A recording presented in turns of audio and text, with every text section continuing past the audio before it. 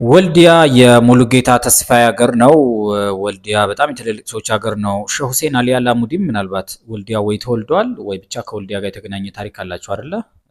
ባለፈውም ያስመረቁት ወይም ደግሞ ያሰሩት ትልቁ ስቴዲየም የወልዲያ ዓለም አቀፍ ስቴዲየምም እንግዲህ ለከተማዋ ያላቸውን ፍቅር የገለጹበት ነው።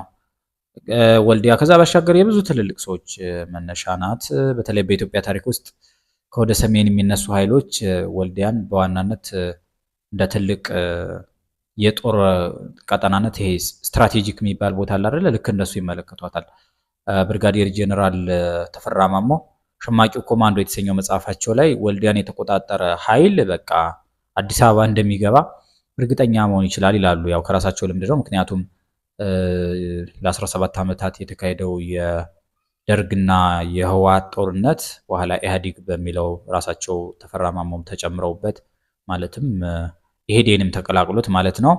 እሱ ጦርነት በቃ የድል ማዕከል ላይ መድረሱ እርግጠኛ የሆኑ ኢህአዴግ ወልዲያን ከተቆጣጠረ በኋላ ነው። ምክንያቱም ወልዲያ ማለት ወደ ምስራቅም ወደ ምዕራብም በዋናነት ወደ ደቡብም ያለውን ቀጠና ለመቆጣጠር የምትመች ናት። ለምሳሌ ወልዲያ ሆናችሁ ጎንደር በር የሚባል አለ ወደ ጎንደር። ስለዚህ ጎንደርን ይሄ ወሳኙን የጨጮሆ መስመር ጋሸና የመሳሰለው መስመር ለመቆጣጠር በጣም ያስፈልጋል።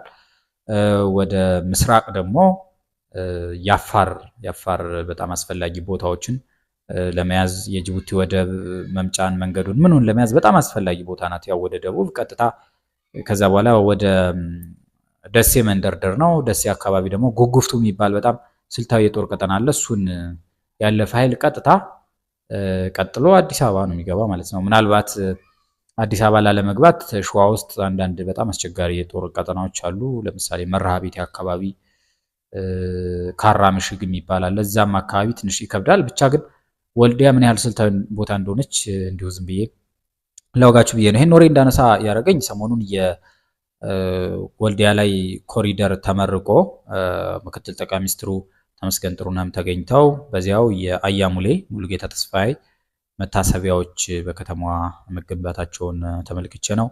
ሙሉጌታ ተስፋዬ እዚህ ሀገር በጣም ሊደነቅ የሚገባ በመጠኑም ቢሆን እየተዘመረለት ያለ ትልቅ የኪነ ጥበብ ሰው ነው።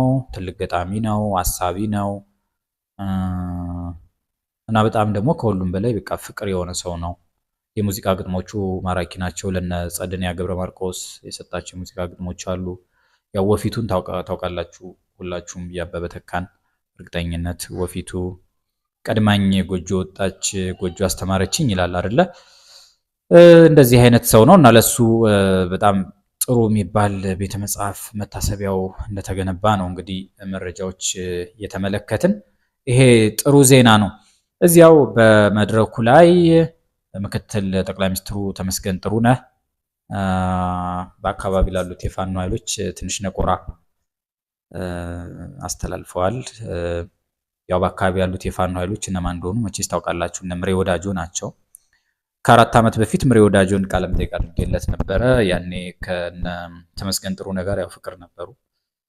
ስለዚህ ያውን ባወራ መቼስ መንግስት በክፉ አይን አያየኝም አይደለም። አረጎ ገደል ላይ ነበረ ቃለ መጠይቁን ያረጉ። አረጎ ገደል የት ያለ መሰላችሁ?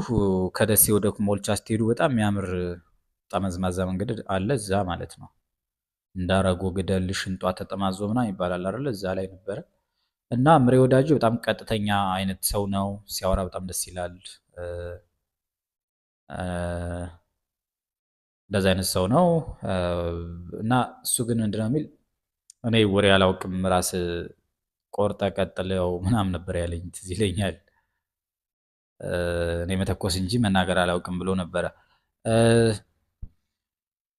ምሬን ያስታወስኩት ያው ምክትል ጠቅላይ ሚኒስትሩ ተመስገን ጥሩነህ በዚህ በወልዲያው የኮሪደር ልማት ምርቃት ወይ ደግሞ በዛ ስነ ስርዓት ላይ በቅርብ ርቀት እያሉ እኛ ስራችንን እየሰራን ነው ቆሞ ቀሮች የሚል ሀሳብ ሲያንጸባርቁ አይቻቸው።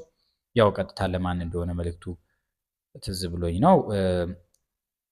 ምሬ የቆቦ ልጅ እንደሆነ ነው የምሰማ። የራያ ቆቦ ልጅ። ያው በቆቦና በወልዲያ መካከል ቅርብ ነው። ረሳስ የሚሉ ከተሞች አሉ በመሃል። ለምሳሌ ሮቢት የምትባል ከተማ አለች። ዘመናዊ ጠጅ ቤት ምናልባት ብቅ ያላችሁ ሰዎች ካላችሁ እንደኔ ትዝታ ሊኖርባችሁ ይችላል። እኔ ከቆቦ አለውሃ ድረስ ጠጅ ጠጥቼ መኪና ውስጥ ሰክሬ የነበርኩ ሰው ነኝ። ስለዚህ እንደዚህ አይነት ትዝታ ሊኖርባችሁ ይችላል ብዬ ነው። ሌላ ጊዜ እንደዚህ ጨዋታዎችን እንጫወታለን። ወልዲያ ላይ ያለኝን አንዳንድ ትዝታ ላውጋችሁ። ወልዲያ ለእኔ የጋዜጠኝነት በቃ ወርቃማ ቦታዬ ናት። እስካሁን ከሰሯቸው ስራዎች በጣም ከምኮራባቸው መካከል ወልዲያ ላይ አቡነ ኤርሚያስን ቃለመጠይቅ ያደረኩበት ነው። አቡነ ኤርሚያስን እንግዲህ ለመጀመሪያ ጊዜ ከኢትዮጵያ ሕዝብ ጋር ያስተዋወቃቸው ቃለመጠይቅ ያ የኔው የመጀመሪያ ቃለመጠይቅ ነው። ፈታ ዴይሊ ላይ ነው የተላለፈ። በጣም እንድታስታውሱት ደግሞ ከእሳቸው ጋር በተያያዘ አንድ ሙስሊም የወልዲያ ሰው እኒያ ቄሱ እያለ የሚናገርበት ቪዲዮ አለና እሱንም እኔ ነኝ የቀረጽኩት። እጅ አለችና እሷ እጅ የኔ ናት፣ ማይኩን እኔ ነኝ ያዝኩት እና ልክ ከዛ በኋላ ነው አቡነ ኤርሚያስ ጋር ሄድን። ወልዲያ ውስጥ ኪዳነ ምሕረት ቤተክርስቲያን አለች። እዚያ አገኘናቸው። በጣም የተረጋጉ ሰው ናቸው እና የነገሩኝ ነገር በቃ ይዛለት ኢትዮጵያ ሰው አላት፣ ተስፋ አላት የሚል ስሜት እንዲሰማኝ ነበር ያደረጉኝና ወልዲያ እንደዚህ አይነት ሰዎች ሀገር ናት። የናያ ሙሌ ሀገር ናት። የነዚህ አይነት ሰዎች ሀገር ናት። ወልዲያ የዚህ ወረሸህ የሚባለው አለ አይደለ? የነ አሊ ጓንጉል በዘመነ መሳፍንት ውስጥ እዚያ አካባቢ ሆነው የጎንደርን ቤተ መንግስት ይዘውሩ የነበሩት ሼሆች የነሱ የዋናነት የጦር መሪዎች አበጋዞች አካባቢ ናት። ያው የእጁ ነው። ስለዚህ የእጁ ስርወ መንግስትን መቼም ታውቃላችሁ። ስለዚህ የእጁ ዋና ከተማ ናት ወልዲያ። ስለ የእጁ ብዙ ቅኔ መቼም ሰምታችኋል አይደለ? እስኪ አስተያየት መስጫው ላይ ጻፉልኝ፣ ምናልባት ታስታውሱት ቅኔ ካለ። እንደዛ ናት ወልዲያ። ስለ ወልዲያ ሲወራ ሜዳው፣ ሸንተረሩ፣ ተራራው መቼስ ብዙ ሰምተናል አይደለ? ሙጋድ ነው እንደዚህ አይደለ? እንደዚህ አይነት ቦታዎች አሉ ነው። ምናልባት እንዲህ አይነት ትዝታም ያለባችሁ ንገሩኝ። እንደው ስለ ወልዲያ ስለ አያሙሌ ይሄን እንደዚህ አይነት ዝግጅት እየጀመርኩ ስለሆነ እንደዚህ እየመጣው እናወራለን እንደ ባሉ ጉዳዮች ላይ እንደመነሻ አድርጌ እንዲሁ እንጫወት ብዬ ነው። ለጊዜው ይበቃኛል። ደህና ቆዩ እስቲ።